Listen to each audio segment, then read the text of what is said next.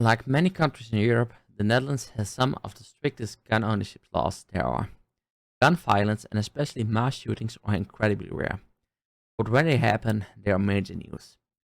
So it was on a warm spring day in 2011 that the subject of this video walked into a mall with only one purpose.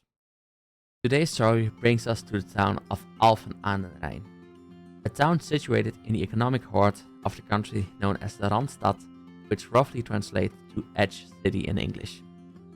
The town is home to just over 110,000 people and as such is relatively less densely populated than the major cities in South Holland, such as The Hague and Rotterdam. Many people live here but work in other cities. But don't let a quiet and idyllic nation fool you. It has history going back 2,000 years and even its name is considered to be derived from a Roman fortress in the area.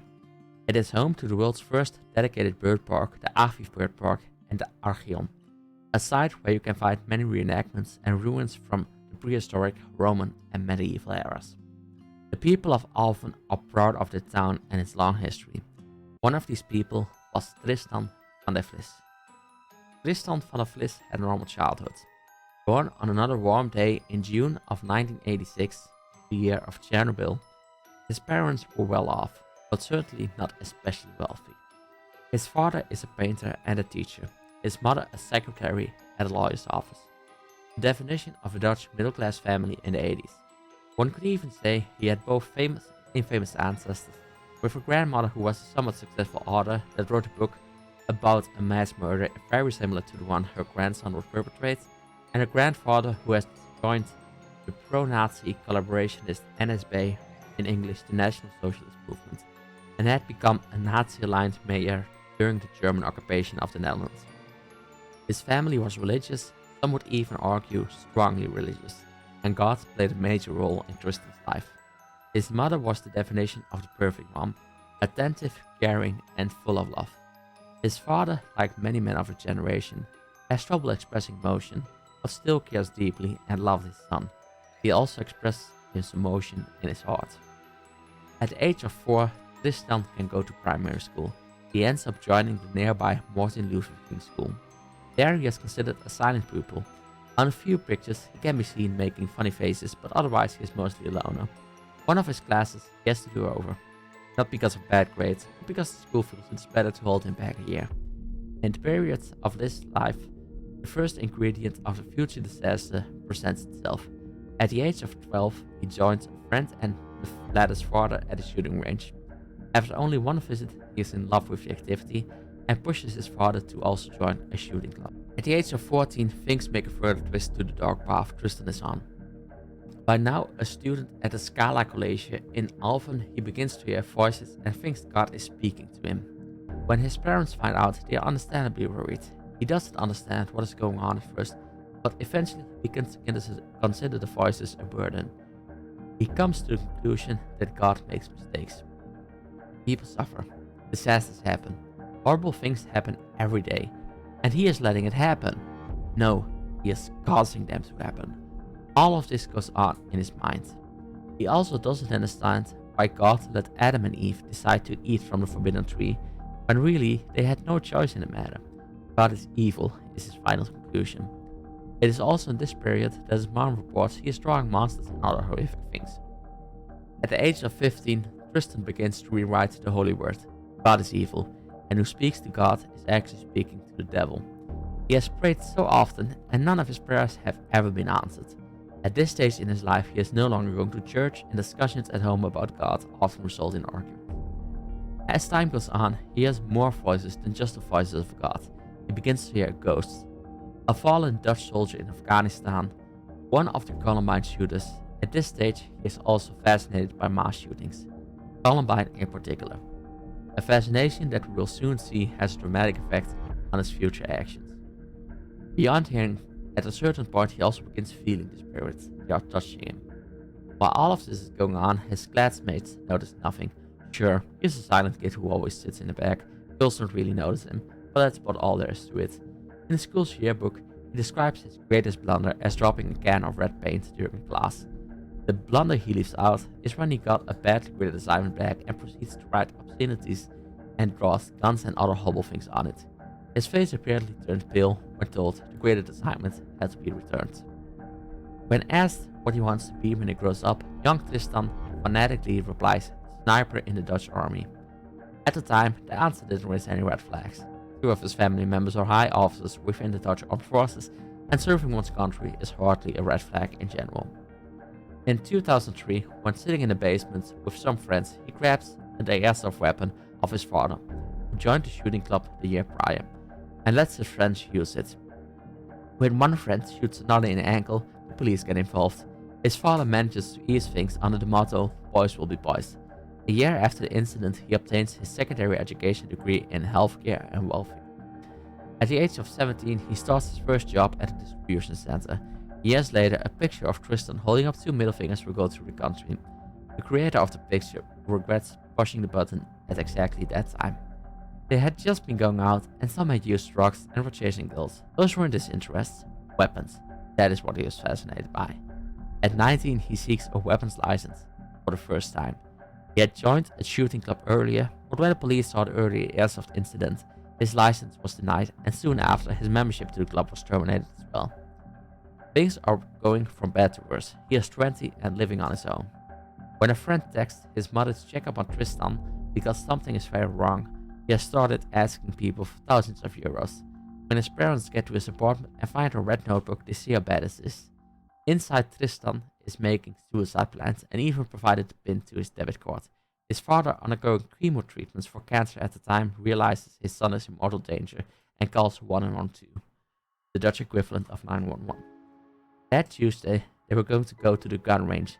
Imagine if Tristan had used one of the guns to take his own life. That must have gone through his head.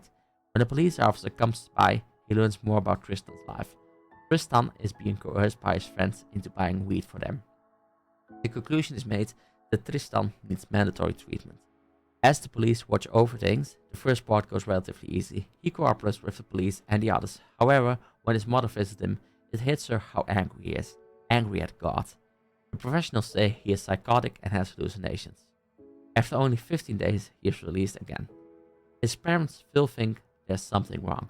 Over the next few months, they struggle to reach professionals about their concerns. Despite several episodes, the professionals still insist that they want Tristan to ask for help. Tristan was shocked by everything that happened and showed a willingness to take medication. At first, he and his mother go to sessions together, but eventually he asks her to stay at home. In the future, Tristan will go alone. If he goes, that is. Now, we don't know what exactly happened during these sessions, as doctor-patient confidentiality applies also after death. It didn't help enough, as Tristan ends up refusing to go and not taking his medication. In 2008, he was hospitalized after an overdose of sleeping medication. His parents insist it was over-medication and not a suicide attempt. His parents notice he has been looking for more and more information about the Columbine shooting. When asked about it, he replies that he wants to know what got it in mind. Never would his parents assume that he was capable of doing something like it. His parents know things aren't going right, and his father ends up painting a song for Tristan, an attempt to reach his son and get through to him. A truly beautiful painting. Then there it is. A request for a weapons license from a certain Tristan van der Vlis. He is taking antipsychotics, antidepressants, and sleeping pills. He is being treated for psychosis and hallucinations. There recently was an overdose, and there's a record of forced institutionalization. He even applied for a license before, which was denied for a shooting incident. Unfortunately, the police don't notice the latter ones and don't know about any of the other red flags. So it is that at the same club and from the same police service that he has both his membership and his license. Like all others, he can sign up to 5 weapons on it, ranging from normal handguns to semi-automatic rifles. At his work, he has said in the past he wants to shoot everyone. And sure, he was a weird one. He started as an auto pick, but the numbers spoken through his headset combined with the voices take on weird interpretations. As a result, he is relegated to cleaning, a job where he will gladly talk about things that fascinate him. Religion, weapons, shootings. It doesn't matter whether his audience are other colleagues or empty shelves. Sometimes, like the Columbine shooters, he makes hand signs, little guns pointed at other people. A friend he wouldn't trust that he considered Eric Harris and Dylan Klebold heroes for what they did. Drug use, both prescribed and not so prescribed, gun ownership, a fascination with shooting games. Things are starting to look awfully similar to the prelude to Columbine. His direct superior doesn't like it, the gun ownership combined with everything else. However, he doesn't sound any alarms. Another colleague similarly thinks Tristan is a crazy guy, but not mentally ill. There are more weird guys at the business. One anonymous colleague goes further. In 2 letters to the central office, he writes how Tristan has become a problematic employee and supports this for specific instances. Eventually, a judge has to rule on his termination. His father tries to help him, but wherever he tries, it doesn't work. By going on a walk in nature where his father sees beauty, his son only sees rot. The walk will be the last. It doesn't work. The song for Tristan likely won't either. Things are becoming darker and darker. Tristan wants revenge on God. He buys a handgun. One person he tells exactly what he's planning. Commits suicide and take others with him. Even the place where it will happen is mentioned. The shopping mall, Redrum, where his mother would take him as a child, and where as a teen he would likely hang after school. His friend listens and keeps it to himself. In 2010, his psychological treatment ends. Tristan doesn't want it any longer. He doesn't think he's sick, and at home he says he isn't depressed. The voices in his head he no longer sees as delusions. They're entities, and he is the only one that can hear them. He now also is seeking out the voices. Using an EVP recorder, he goes to graveyards to find and commune with the dead. One person will argue he is simply trying to rationalize the voices in his head. Another that he is living in a supernatural world that we barely understand. He is asking questions and is trying to get answers from the dead. Months go by until it is April 9, 2011. The day of birth of Eric Harris and the day that Tristan do something terrible. A few months earlier, he had bought a semi-automatic rifle. It came with 25 bullets, so we ordered more magazines from the USA, along with a Kevlar vest, a special visor with a laser dot, camouflage pants, and a ring with pentagram on it. Perhaps to complete his separation from God. In March, he has everything he needs, along with the rifle, a handgun, and a revolver, all legal. Tristan even promised his parents that if he starts feeling bad again, he will hand them over. The days are counting down. In March of that year, there it is. A disaster with a nuclear power plant in Fukushima, Japan. Tristan is startled by it. That at the moment this disaster would occur, after Chernobyl in his year of birth, Tristan sees it as a sign. His path is the right one. He often visits the gun range in Newcope, where he is a favorite. The polite and quiet boy who always talks with 2 words. After 100 visits, you could argue he became what he wanted to be. A sniper. Just not for the army. On Thursday, April 7, he visits the gun range with his father. After they're done, he asks if the munition he ordered has already arrived. After receiving confirmation it hasn't, he responds that it's okay and that he doesn't need it anymore. On Friday, he cleans his room and goes to the gun range in The Hague a final time. After he is done, he gets 2 more magazines and buys a 3rd one. He walks through the mall one more time, seemingly as a regular visitor. On Saturday, the boy who switched to day and night cycle gets up early. He tells his parents he is going to the gun range, and at 11:30 his mother hears the door close. At 12:08, much later than the ride to the mall should take, he parks his car outside and opens the trunk. From it, he picks his weapons. He is fully armored up and wearing his camouflage pants. Time is significant. At 12:08 exactly, Eric Harris put a gun to his own head. The date is significant to you. That day, Harris would have been 30 years old. Tristan doesn't bother closing the lid. Walking away from the car, he sees his first victim, Nadim Youssef. Has no chance as he walks out from getting groceries with his family. With a merciless shot, he is killed on the spot. Tristan has become a murderer. He is enacting his revenge on God, the monster that made him suffer, that never answered his prayers. He is hurting the creations of that which had hurt him. As he goes into the mall, after killing another 5 people and injuring 17, Tristan van Vlis in front of the Alphen would become his 7th deadly victim as he puts the revolver to his own head. Looking back at everything we learned with the benefit of hindsight, it is easy to see that what Tristan did was inevitable. The warning signs were all there. The experts knew about them. The police knew about them. His friends and family knew about them. The downside of hindsight is that it leaves us in a position of projecting our own knowledge of the whole on people who had only parts of the whole picture. Is it really fair to judge them?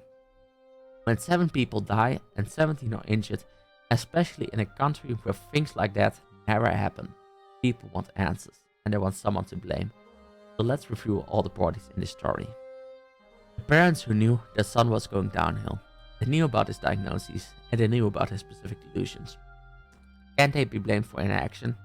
The reality is that they did everything to help their son. They begged his healthcare providers for help. They begged the police not to grant him a weapons license. But their pleas fell on deaf ears. What more could they have done? Keep the son as a prisoner in his room forever? The friend who was told about concrete plans. One could argue he would have needed to report this to the police. For a while the police even monitored him as a possible second shooter. However, the person in question has a very low IQ, had other mental health issues. He has difficulty separating reality from fiction. And ask yourself, if someone told you a story as crazy as this, would you believe they were serious? His friends and colleagues at work, despite more red flags than an average Soviet military parade, they never knew about any concrete plans. The club that allowed him in after previously expelling him. I can't really think of any excuse here. They should have had a previous incident and expulsion on record. If they did, it still is on them for ignoring it. His healthcare providers. The way doctor-patient confidentiality works in the Netherlands, healthcare providers have an obligation to report when a patient presents a concrete threat to themselves or others. We don't know what was said during the sessions, so it is hard to either blame or excuse their actions. The police that never should have granted weapons license. In the immediate aftermath, they were quick to blame the aforementioned confidentiality and that they had no way of knowing Tristan was a danger.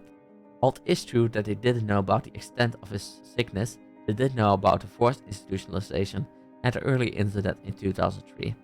While I am hesitant to endorse restrictions on mental illnesses, someone with a history like Tristan probably should have been denied the license. Finally, Tristan van der Vlis. Yes, he was mentally ill, and the healthcare system failed him. Yes, the police should never have enabled his actions. The reality, however, is that on that hot and sunny, beautiful day, Tristan chose to get his weapons, to go to the mall. He would so often visit and take as many lives as he could before taking his own. Despite the extenuating circumstances, this is still the cold, hard truth. It is clear that throughout this all, there were many points where intervention could have worked. It is also clear that major changes were needed to both the mental health system and the gun ownership process. In the decades since, the police has drastically changed its policies to be much more strict, and the mental health care system has changed as well. Yet in other examples, things have gotten worse. Waiting lists for treatments can easily be 6 months, and even emergency institutionalization has an enormous waiting list. Are the changes enough to prevent a future Tristan? I don't know. We have spent a lot of time talking about Tristan. Now it is time to talk about something else, the victims.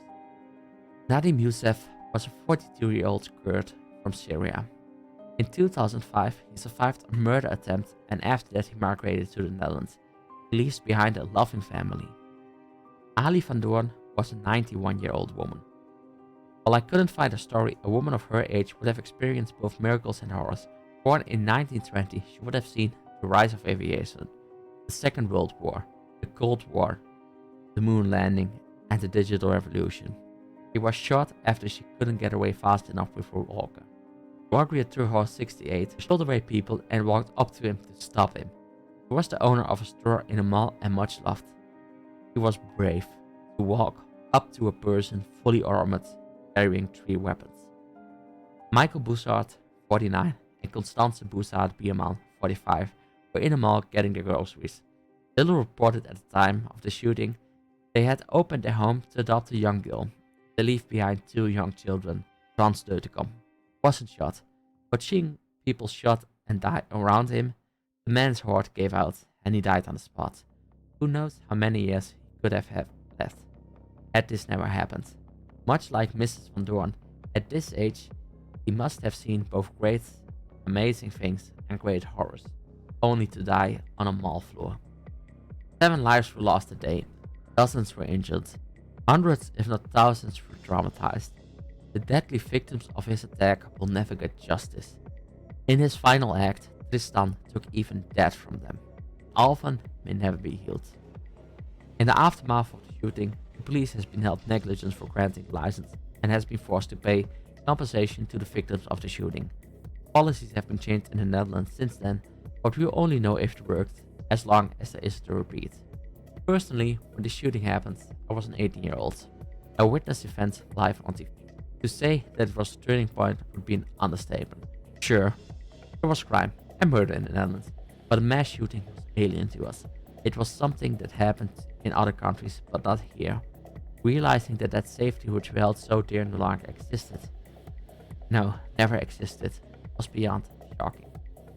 Thank you all for watching this first video on Redrum Storytime. I hope you enjoyed the story and that you liked the video. If you liked the video, please press the like button.